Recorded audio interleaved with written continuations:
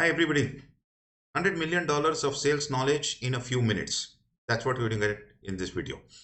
Um, about 20 years back, when I began my career in sales, I joined ITC from campus after IIM Bangalore. I was a very scared person. In fact, I remember during campus at IIM Bangalore, I used to be scared of making presentations. When I started off, I used to see people who were far more knowledgeable, far more confident in front of audiences, and I used to wonder how they would reach, that particular level. And with a lot of practice and knowing a few sales concepts, today we are doing sales training for some of India's biggest companies. We worked globally across Europe, Africa, and Asia. And over a period of time, we've seen a lot of salespeople actually do a set of very, very systematic things, be in a particular manner. And that is what I'm going to share with you in this particular video. Hi everybody, my name is Maneesh Konkar. I'm a corporate trainer. We also run a digital marketing agency, and we've got lots of online courses in sales and marketing. So all of those are linked in the description below. Have a look.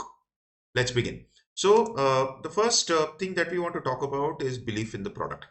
I remember our one of our first trainings that we did with a bank, and in every training program we do mock calls. We put we give a seller brief to one set of people. We make other people behave like customers, and then you have a seller and a buyer doing a role play in front of the entire class. I observed one very interesting thing. What happened was that this was a credit card that they were selling. The bank has recently launched the credit card, and a lot of these people gave some decent explanations about the company, a decent explanation about the product, asked the right questions to the consumer. But when it came to closing, they simply did not close. Nobody asked for the order. And I made this observation, and there was the vice president of sales who was sitting in the room, and he made this observation. He said, I think I know why these guys are not closing. The reason they are not closing is because they don't actually believe in the product. I asked him to clarify what exactly is the scenario, and he says, "Look, the reality is that while we have launched our credit card, the backend processes to process that particular, not only the credit card application, but the actual transactions have not yet got set. So they know that if they sell the credit card right now, the customer is all actually going to is going to have a bad experience, and therefore people did not even sell. This could be happening to you. Maybe you don't believe in the product. Maybe the product is not good. Maybe the product is good, but you don't have enough knowledge about it to be able to confidently sell it. Point number one of being $100 million salesperson is do you actually believe in the product or not? And if you don't believe in the product, the idea would be to look at the catalog. The idea would be to understand the features and benefits. One of the things we talk about is it's not just about what is there in the product in the form of features. It is not about what the product can benefit. For example, an aluminium engine in a car translates into better fuel efficiency. But then if I apply it to a person who's driving, let's say 3,000 kilometers, that man is saving almost a few thousand rupees every month. This is where belief in product comes in. So if you're unsure about this, chances are that you're not going to be a very powerful salesperson. This is one of the first things that you need to look at. Do you actually believe in the product? Does your team believe in the product? If you're a sales leader and you sense that people are doing a lot of calls, but conversions are not happening, this could be the reason. This could be the root cause of the problem. That's point number one. All right. Point number two is belief in the company. We do an exercise in our training programs. What we ask them to do is you say, write down 10 great things about your company. So we were with an FMCG company recently. These people have to do some B2B pitches, and the order value ranges from 50 lakhs to a crore. And many of these people report about $500,000 to $1 million of sales every month. And over the course of the year, over the course of many years, they are reporting millions of dollars. Again, conversion ratios were high for a handful of people, the newcomers in the company. We asked them why, and we said, okay, why don't you do one thing? He said, see, we just played the role of people who were objecting, and we played devil's advocate. These guys made a sales pitch to us, and we simply asked them, we said, why should I buy from this company? Your product is the same. Why, and your company is the same as 10 other companies in the market. Now, the ones who are knowledgeable about how the company is different got very angry and defended the company. But these newcomers, they didn't have belief in the company at that point in time. And The belief was because they had not known about the legacy of the company, they had not known about the history, they had not known about how this company was different. And therefore, what we did was we gave them with about 10 data points about how this company is different. The fact that it has an R&D system, the fact that it allocates X percentage of budgets to new products. It was the first one in the world to do this, the first one in the world to do that, the first company that came out with this. And over the last 20-25 years, as people started understanding what the company had done over those 2-3 decades, that's when the belief in the company. One of the reasons why we invite people to visit the factory is also because of this. It builds belief in the company. When you see your car being manufactured and you see the kind of processes with which which go into the manufacture of that product, that's how belief in the company gets built up. That's the second point, right? To becoming a $1 million salesperson. The third point we're talking about is belief in yourself. Am I the best? Shah Rukh Khan was once asked this question. You come up with lots of movies, and and not every movie succeeds. So what do you do? How do you handle this failure when people don't watch your movie, and your failure is a very public failure? I mean, if you fail, I fail. Not too many people see that failure. But in the case of Shah Rukh Khan, in the case of Sachin Tendulkar, the failure is very public. He says, I go into my house, I go into my music room, and I sit quietly and I listen to the song, I'm the best. Shahrukh's favorite song is his own song, which is I'm the best. So, believe in yourself is a function that, you are not perfect. Nobody is. If you look at the basics of Aadhaar, the thumbprint that you have, each of us has, is a unique thumbprint.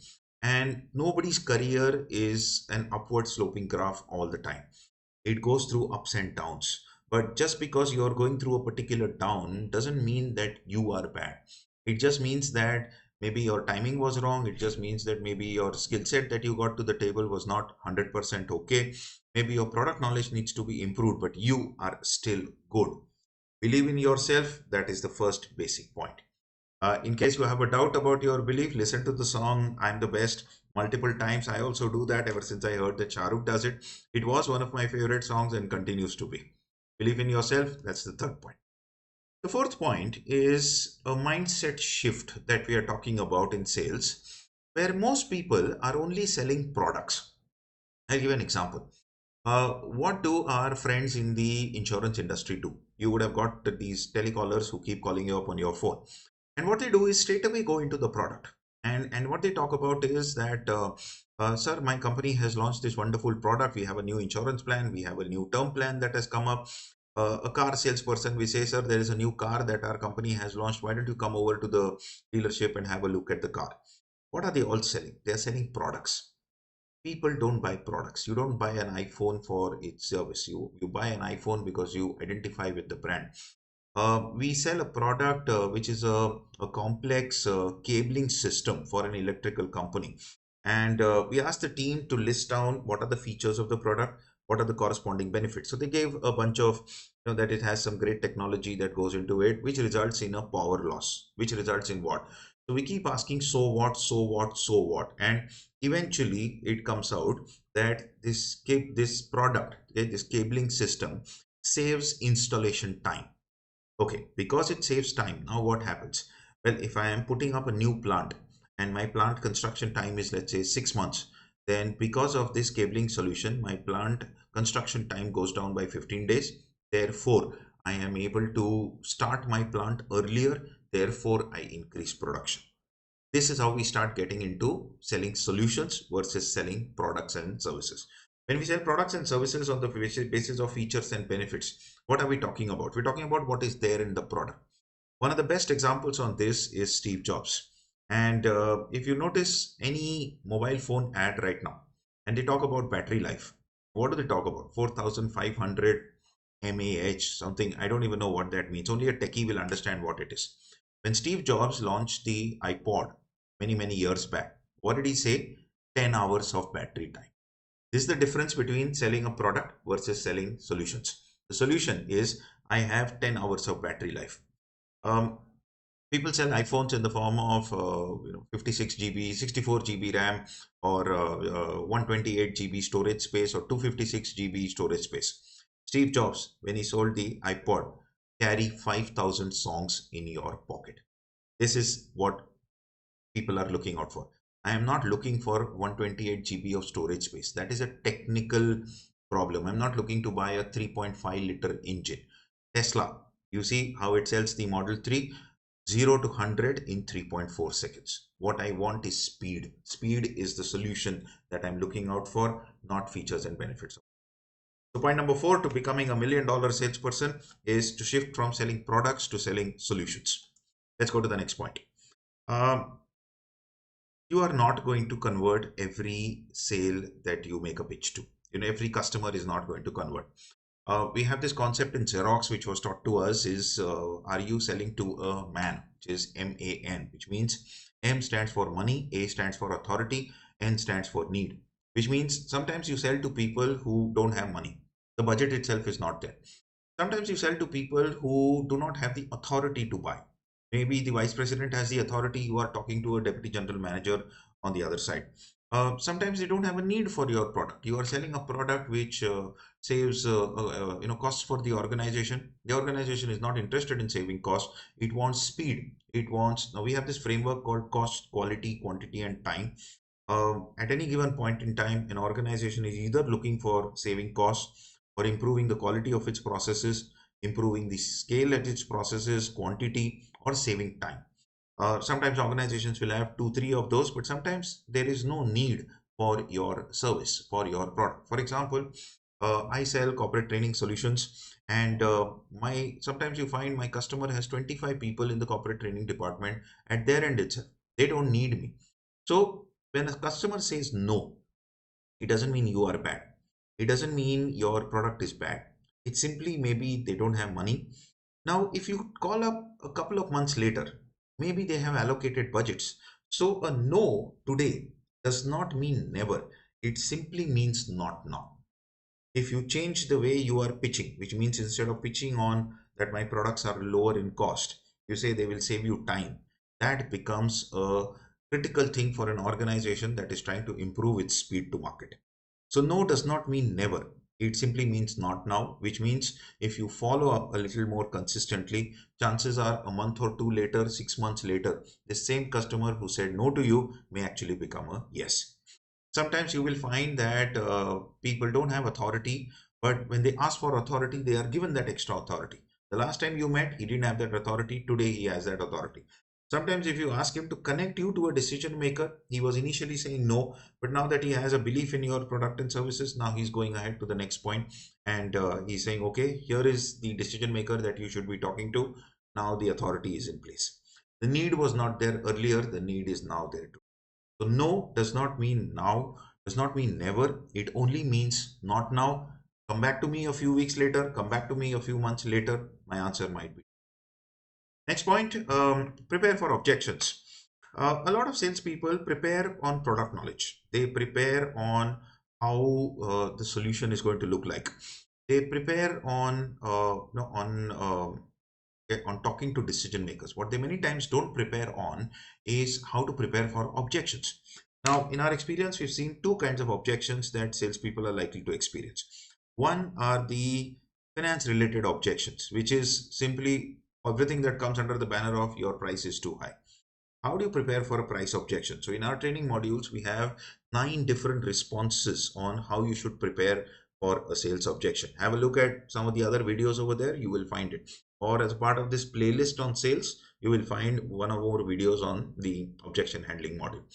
The second set of objections are objections related to the sales process, which means your delivery time might be 4 weeks and the customer wants the product in 1 week. Your payment terms would be 50% in advance, but the customer standard payment terms are 30 days after delivery. So these are sales objections. So there can be product objections, there can be price objections, there can be sales objections. Product objection, I was looking for something with X features. Your product does not have X features, it has only Y features. A sales objection is are you able to make delivery of 100 units of this product in the next 2 weeks? your production capacity is not there. Your production capacity is booked and you can't do that delivery. So preparing for objections is a very critical part of the sales process.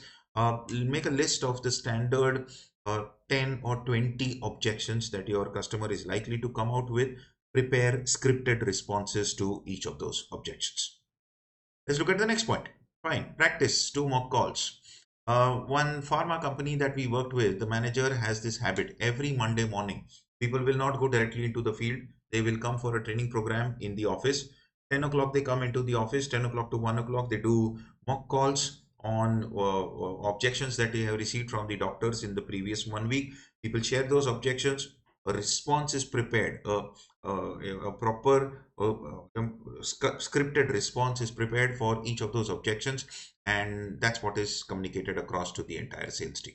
So what happens is the entire sales team now goes into the market with the same set of responses. You don't have different people saying different things to different customers. Practice, do mock calls. Nobody's perfect. Point number 8 is sell on value, not on L1. So what is this concept of L1? Is if you're in B2B sales, you have already experienced what is L1. The procurement department will come out with a request for a proposal. Will come out with a tender document. Different vendors will respond to that tender. Somebody quotes 100 rupees, somebody quotes 110 rupees, somebody quotes 120 rupees. The person who quoted 120, 110, 100 becomes L1. L2 is 110, L3 is 120. Now he will call L2 and L3 and he say your price is 110, $120. It's too high. Give me a discount. Sometimes unethically he will call L1 also and tell him your price is not L1. Please give me a discount. Give me your thing. Sell me your no regret offer. Now it's very easy to get sucked into this entire thing. But the idea here is that any fool can sell on a discount, and most fools do exactly that. When I made this statement in a training program at the beginning, when the sales head was present, he added one statement. He says, I would like to add one more thing to that particular statement. Senior fools in many companies will approve such discounts also. Most of the time, what the market is doing is the market is trying to force you to become the lowest price provider of that service. It's getting you to cut discounts. So many times we in sales now, we do 5 minutes of negotiation with the customer and 5 hours of negotiation with the boss, trying to convince the boss that, sir, the price is too high, we need to give discounts. What is a different way of selling this? You don't sell on L1, you sell on Q1. What is selling on Q1? I am got a product which is better in quality. We are not L1. Now let's take an example of how do you sell on value. So let's say I am selling you an air conditioner. Now, if you go to Flipkart and try to buy a 1 ton, 1.5 ton air conditioner, you might get the cheapest product at about 25,000 rupees. And your product will be, let's say, a branded product, which will be available for, say, 29,000 rupees. Now, look at it this way. The customer is going to buy an AC. So, do you have to sell value on 29,000 rupees? No. The competitor's product is 25,000 rupees. Now, the customer has to buy an AC, which means he has to spend 25,000 rupees. What you have to do is justify the difference between the price of your product and the price of the competitor's product. So 29,000 minus 25,000, 4,000 rupees. That's it. That's what I need to justify. How do I justify? I convert him from L1 into a concept called total cost of ownership or total cost of operation. From a TCO point of view, if you were the owner of an AC, what are your expenses? 1/3 is price, 1/3 is maintenance, another 1/3 is electricity. I give you data. I give you supporting data from an established market research agency saying that if you ran my competitor's AC for the full month, let's say 8 or 10 hours a day, your electricity bill will come to 3,000 rupees.